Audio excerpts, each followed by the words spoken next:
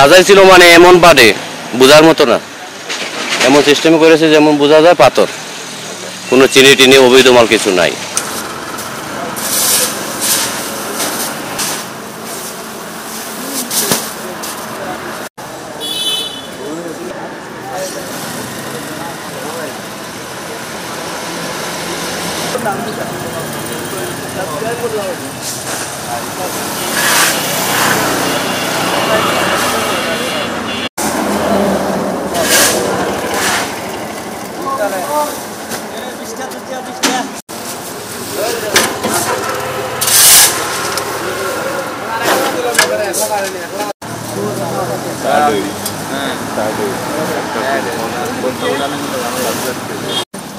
আপনাদের মনে লাগতো না তাহলে সমস্যা নাই।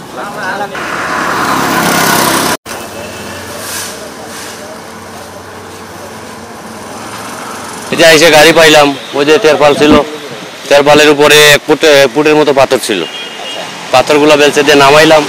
তারপরে ওই কাগজ এগুলো তিনটা পাইলাম, তিনটা কাগজ সরানোর পরে বস্তাগুলো পাওয়া গেল, এগুলোকে আবার আনলোড করলাম, আবার লোড করতেছি।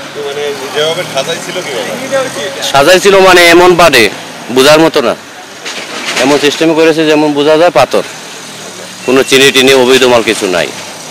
তারপরে ওই পাথর সরানোর পরে দেখা যাচ্ছে যে বস্তা, পাথর নামাইলাম, তেরপাল সরাইলাম, বস্তা বাই করলাম। না, এগুলো হচ্ছে আমরা মূলত গোপন সংবাদ বৃত্তি পাচ্ছি। আমরা সিরা 6 এবং 6 আমরা টহল ডিউটিতে ছিলাম রাত্রিকালীন। তো গোপন সংবাদ পাওয়ার পরে আমরা যখন গাড়িটাকে ফলো করে এখানে এসে এই জায়গাটার মধ্যে আমরা আটক করছি। আটক করার পরে দেখা যাচ্ছে গাড়ি চেক করছি, গাড়ির উপরে দেখা যাচ্ছে চিনি পাওয়া গেছে।